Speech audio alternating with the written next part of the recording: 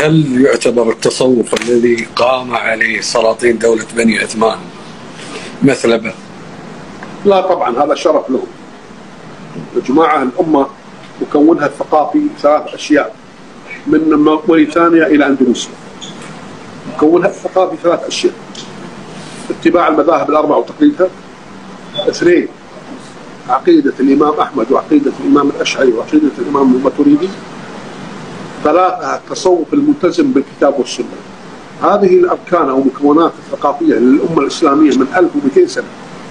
لما جاء الغرب الاستعمار ووجد أن الصوفية هم قادة الجهاد ضد الاستعمار الغربي، مثلا ماء العينين في موريتانيا، عبد الكريم الخطابي في المغرب، عبد القادر الجزائري بالجزائر، عمر المختار في ليبيا، عبد الرزاق الشيخ عبد الرزاق الحسني في سوريا، الشيخ الدهلوي في الهند، الشيخ بديع الزمان النورسي في تركيا.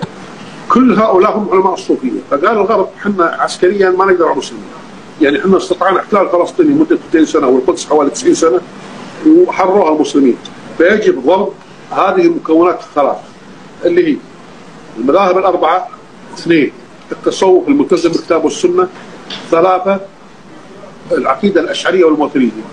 فقالوا احنا نختار فكر نشجعه ونطبع كتبه لضرب هذه المكونات الثلاثة. فطلع فكر أيام الاستعمار، يعني ما بين القرن التاسع عشر والعشرين، ثم دعمت بعض الدول، همها ليس محاربة الكفار ولا الشيوعية ولا كذا ولا كذا، وإنما همها الأول والأخير هو محاربة المذاهب بحجة اتباع الكتاب والسنة، محاربة التصوف بحجة محاربة القبور والشرك، محاربة الأشعرية والماتريدية بحجة أنهم جهمية وأنهم معتزلة وهم يختلفون، يعني الأشاعرة والماتريدية كلهم يثبتون الصفات، فكذبوا عليهم وقالوا أن الأشاعرة والماتريدية لا يثبتون إلا 7 صفات، بينما لا توجد صفة في الكتاب والسنة إلا ويثبت الأشاعرة والماتريدية. 4، الفرقة هذه اللي حاربت تمذهب بالمذاهب الأربعة وحاربت التصوف وحاربت الأشاعرة، لما صار عندها دولة لم تقاتل إلا المسلمين ولم ترفع سيفها في وجه الكفار، بل إنما عندما وجدت فرقة القواسم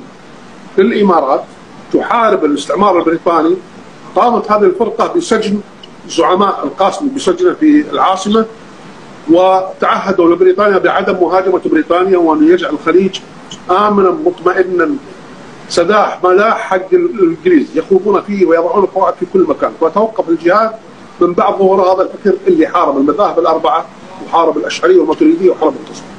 بل في الوثائق الروسية عندما قام التصوف اللي مع الشيخ شامل الداغستاني بمحاربة الروس ثم تلاميذ حاربوا الشيوعية، يقول رجال المخابرات السوفيتية، وموجود هذا في كتاب في برنامج اسمه رحلة إلى الذاكرة مع خالد الراشد، قال المخابرات الروسية قال شجعنا الفكر الذي يحارب اللامذهبية والتصوف لمحاربة الصوفية وتكفيرهم حتى ينفض الناس عنهم، ثم نستطيع الاستقرار واحتلال آسيا الوسطى.